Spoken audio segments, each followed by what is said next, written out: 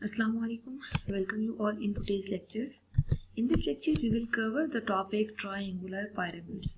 As we have already discussed about rectangular and square pyramids in previous lecture. If you are not known to these terms, then in video description the links are present there. You can see that videos from there.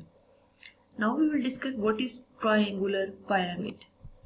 A three-dimensional shape with a triangular base and three triangular sides converging at the single point is called triangular pyramid.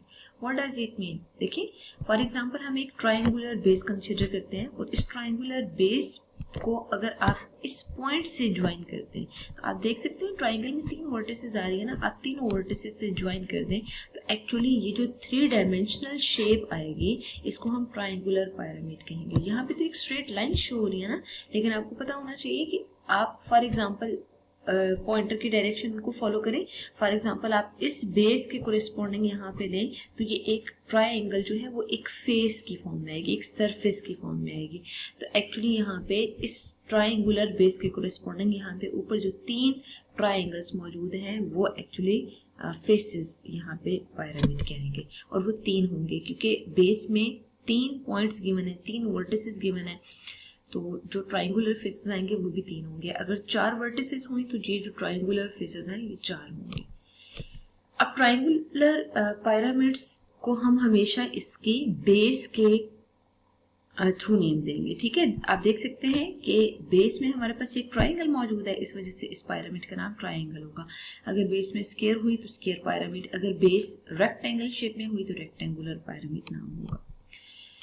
Now we can see here, अगर हम इस shape को यहाँ से देखें ना तो हमें कंफर्म नहीं है कि ये ट्राइंगुलर पिरामिड है या स्क्वायर और रेक्टेंगुलर पिरामिड है, बट जब हमें इसकी बेस के बारे में कंफर्मेशन हो जाती है तो हम कहेंगे ये ट्राइंगुलर पिरामिड है। आप देख सकते हैं कि इसकी बेस में यहाँ पे ट्राइंगल आ रही है। जब ट्राइंगल बेस होगी तो लाजमी है कि जो शेप है वो ट्राइंगुलर पिरामिड होगी। आप देख सकते हैं इसका टॉप व्यू यहाँ पे गिवन है, एक येलो कलर में, एक पैरेट कलर में और एक रेड कलर में यहाँ पे ट्राइंगुलर फेसेस मौजूद हैं, ठीक है। तो मतलब ये बेस ट्राइंगल के साथ है और इसमें जो फेसेस आ रहे हैं वो तीनों ट्राइंगल्स हैं। अब हम यहाँ पे दोनों को डिफरेंशिएट कर लेते हैं।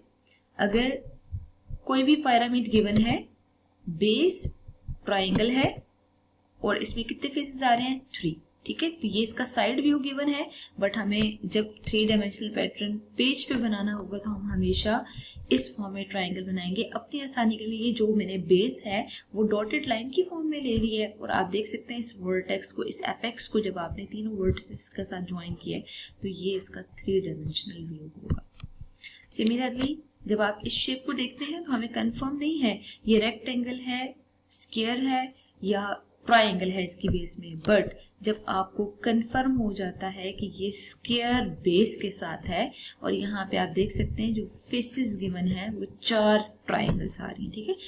एक ये है, एक ये है, एक ये है और एक ये गिवन है, ठीक है। तो ये रेक्टेंगुलर स्क्वायर होगा।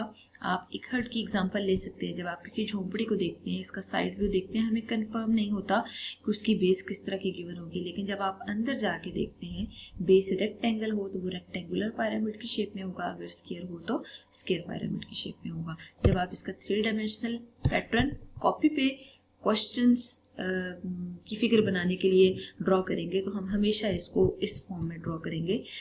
देख लें, मैंने अपनी आसानी के लिए डॉटेड लाइन की फॉर्म में इसकी बेस को ड्रॉ कर दिया है और फिर एपेक्स को सब वर्टिसेस से ज्वाइन करें तो ये रेक्टेंगुलर या स्क्वायर पिरामिड के लिए थ्री डायमेंशनल व्यू होगा।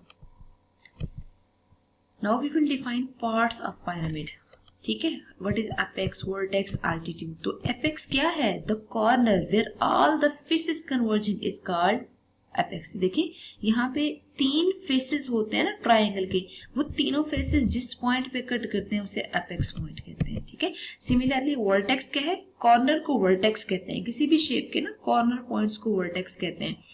तो ये जो कॉर्नर पॉइंट्स आ रहे हैं इनको हम वर्टेक्स कहेंगे, ठीक है। मतलब बेस में देखे ना ये तीन कॉर्नर पॉइंट्स आ रहे हैं ना, तो मतलब इन तीनों को वर्टिसेस कहेंगे. Vertices is the plural of vertex. और अगर आप सिर्फ एक को मेंशन करना चाह रहे हैं, that will be a vertex of triangular pyramid. What is altitude? The perpendicular distance from apex to base is called altitude. तो आप देख सकते हैं यहाँ से लेके बेस तक का जो डिस्टेंस है इसको एल्टीट्यूड मेंशन करेंगे.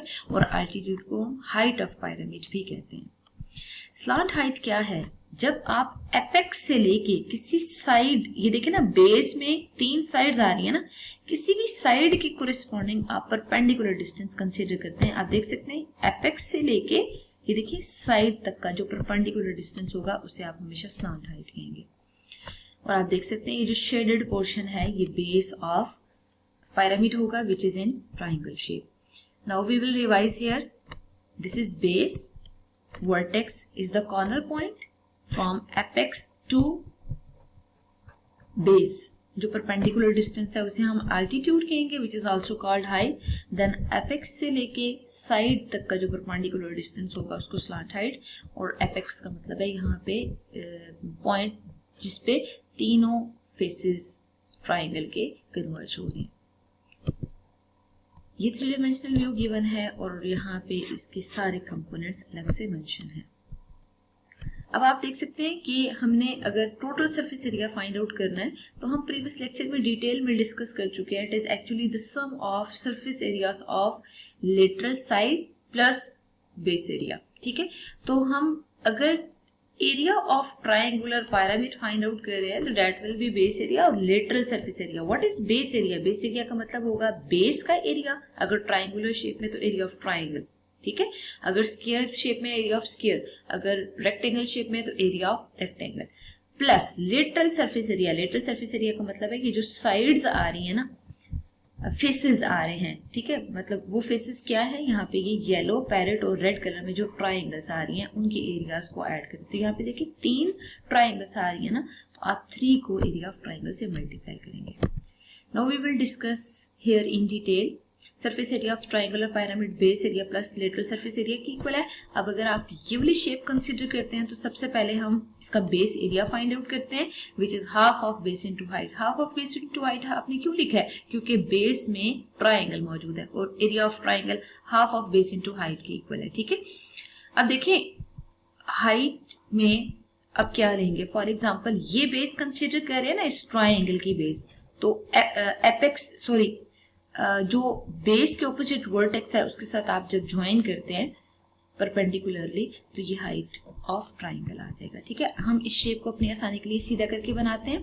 तो देखिए ये बेस कंसीडर कर रहे हैं तो हाइट यहाँ से लेके यहाँ तक परपेंडिकुलर डिस्टेंस होगा.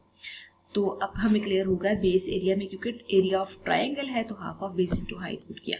अब देखिए lateral surface area. Lateral surface area में मैंने आपसे प्रीवियस स्लाइड में भी डिस्कस किया है कि जो ट्रायंगुलर फेसेस आ रहे हैं उन सब के एरियाज को एड अप करें तो लेटरल सरफेस एरिया आता है. अब देखिए कितने ट्रायंगुलर फेसेस आ रहे हैं? 3, yellow, parrot and red. It means आप 3 को एरिया ऑफ ट्रायंगुलर फेस से मल्टीप्लाई करें तो again half of base into height की इक्वल ही फॉर्मूला होना चाहिए. बट यहाँ पे हाइट कौन सी आएगी? Slant height. ठीक है, क्यों? क्योंकि देखिए ना ये जो साइड पे ट्राइंगल्स आ रही हैं, फॉर एग्जांपल हम येलो वाली लेते हैं तो येलो वाली में देखिए ये एपेक्स है ना, एपेक्स से लेके येलो वाली ट्राइंगल की मतलब ये जो बेस आ रही है इस पे जो आप हाइट कंसिडर करते हैं उसे स्लांट हाइट कहते हैं. इस वजह से यहाँ पे हमने half of base into slant height put किया है. अब आप surface area of triangular pyramid में दोनों फार्मूलाज पुट कर दें. This is half of base into height and this is 3 times of half of base into slant height. Volume of triangular pyramid क्या होगा? 1/3 of base area into height of pyramid. ठीक है, height of pyramid का मतलब क्या होगा? For example ये pyramid given है, एपेक्स से लेके बेस पे ये जो परपेंडिकुलर डिस्टेंस आ रहा है इसको हम हाइट ऑफ पिरामिड कहेंगे. और बेस एरिया का मतलब क्या है? इस बेस का एरिया. तो बेस ट्रायंगुलर शेप में है तो यहाँ पे एरिया ऑफ ट्रायंगल पुट करेंगे. ठीक है, which is half of base into height. Question number 9 is each side of triangular base pyramid is 4 cm. Slant height is 8. Find the total surface area. First of all, we will write data here. Each side of triangular pyramid is 4 cm. It means ये equilateral triangle है. ठीक है. Next देखिए slant height 8 given है. We have to find total surface area of pyramid. First of all, we will write formula here. Total surface area equals base area plus 3 times of lateral surface area. First of all, we will put base area and lateral surface areas formula है, ठीक है। Base area का formula half of base into height होगा और half of base into slant height की form में lateral surface area आ रहा है। अब हम ऐसा करते हैं, फिगर बनाते हैं जिसमें एक ट्राइंगुलर बेस है और उस ट्राइंगुलर बेस की सारी साइड्स 4 है, तो हम 4 मेंशन कर लेते हैं। स्लैंट हाइट आपको 8 की बने। सबसे पहले हम बेस को अलग से करके बना लेते हैं। बेस में ट्राइंगल है जो कि इक्विलेटरल है, तो इसका मतलब है सारी जो साइड्स हैं 4 होंगी। क्यों? क्योंकि क्वेश्चन के स्टेटमेंट में गिवन है each side of triangular base is 4 centimetre. अब हमें यहाँ पे फार्मूला में एक्चुअली बेस एरिया में एरिया ऑफ ट्राइंगल पुट करना है और वो इस ट्राइंगल का एरिया होगा। हमें यहाँ पे हाइट फाइंड आउट करनी है। तो हाइट का मतलब क्या होता है? बेस के ऑपोजिट जो वर्टेक्स है उसको आप इससे परपेंडिकुलरली ज्वाइन करें। तो यहाँ पे जरा परपेंडिकुलर डिस्टेंस कंसीडर करें, दिस इज हाइट। आपने ये हाइट फाइंड आउट करनी है, तो हम ऐसा करते हैं इसमें ट्राइंगल एक अलग कर लेते हैं। 2 ट्राइंगल्स आ रही है ना, हम एक ट्राइंगल कंसीडर कर लेते हैं, इसकी हाइट फाइंड आउट करनी है। ये 4 और 2 है। अब देखिए फोकस करें, यहाँ पे 90 का एंगल है, 90 के ऑपोजिट साइड हाइपोटेनियस होती है। This is base and this is altitude. तो हमने पाइथागोरस थ्योरम पढ़ा था, hypotenuse square equals altitude square plus base square. Hypotenuse की जगह 4, एल्टीट्यूड की जगह h और बेस की जगह 2 पुट करें और इसको मैथमेटिकली सॉल्व करें, वेरिएबल को आइसोलेट करें। तो यहाँ पे आप देख सकते हैं h स्क्वायर 12 आ रहा है। We have to find the value of h taking square on both sides. Square root of 12 का आंसर 3.46 सेंटीमीटर आ रहा है। आप इसको हाईलाइट कर लें, ठीक है। और आपने अगर ये नॉन टर्मिनेटिंग आ रहा है तो आपने 2 डेसिमल प्लेसेस तक राउंड ऑफ करना है, इस वजह से 3.46 आंसर आ रहा है।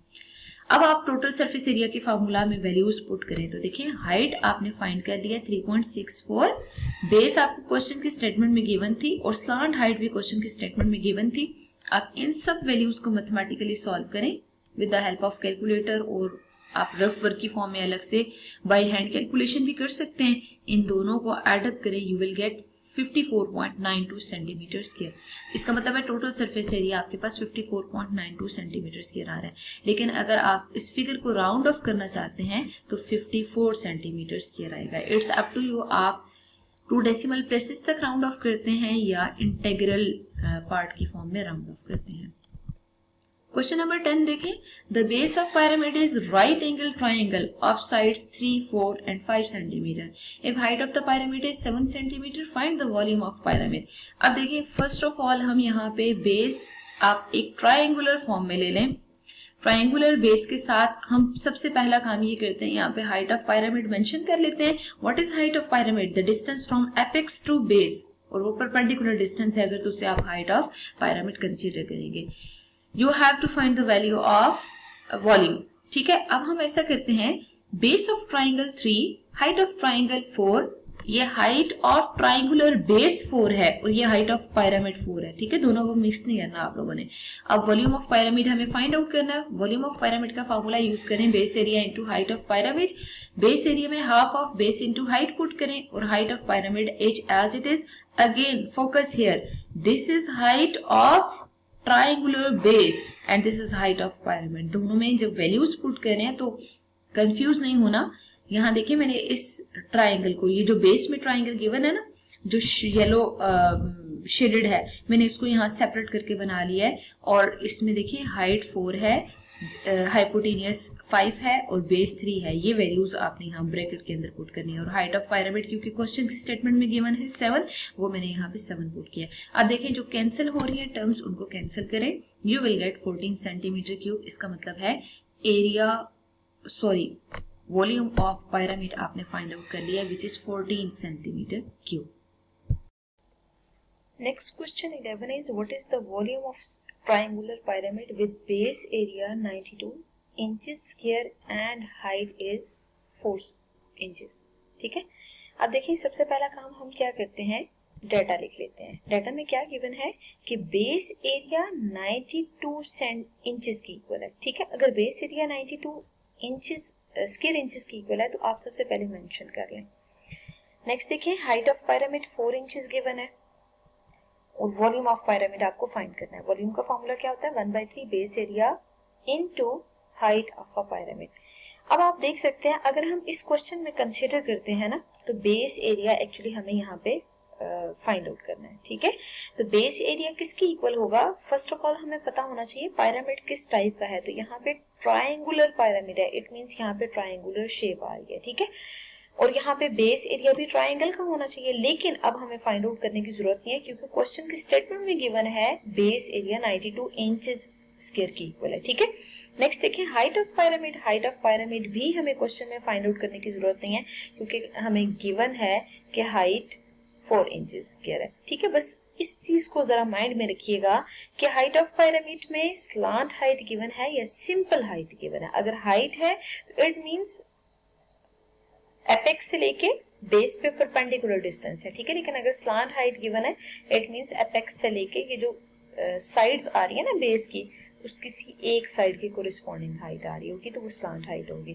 तो यहाँ पे एक्चुअली बेस एरिया भी गिवन है, हाइट ऑफ पिरामिड भी गिवन है, दोनों को आप पुट करें।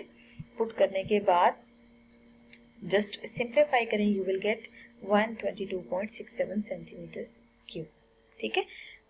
इसको जब आप सिंप्लीफाई करेंगे तो 122.6666 अप टू सो ऑन की फॉर्म में आएगा। तो क्योंकि हम 2 डेसिमल प्लेसेस तक राउंड ऑफ कर रहे हैं तो 122.67 सेंटीमीटर क्यूब आंसर आएगा।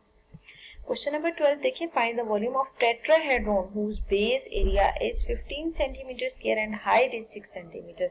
Students again first of all underline the word tetrahedron, और आपको पता होना चाहिए कि टेट्राहेड्रॉन हमेशा हम ट्रायंगुलर पिरामिड को कहेंगे, ठीक है। ट्रायंगुलर पिरामिड का दूसरा नाम टेट्राहेड्रॉन होता है। इट मींस यहाँ पे हमें ट्रायंगुलर पिरामिड शेप गिवन है, ठीक है, जिसमें base area 15 centimetre square and height is 6 centimeter. First of all write data here. Base area 15 centimeter square, height of pyramid 6 centimeter है। Volume of pyramid आपको find out करना है। Volume का formula 1/3 base area into height of pyramid होगा। तो first of all आप यहाँ पे देखें कि बेस एरिया और हाइट ऑफ पिरामिड क्वेश्चन की स्टेटमेंट में गिवन है, तो आपको फाइंड आउट करने की जरूरत नहीं है, बल्कि एज इट इज आपने उन वैल्यूज को यहाँ पुट करना है। पुट करने के बाद उनको सिंप्लीफाई करें, you will gate 30 centimetre cube. Hence the volume of pyramid is 30 centimeter cube. Question 13 में देखें, you have to find the volume of hexagon.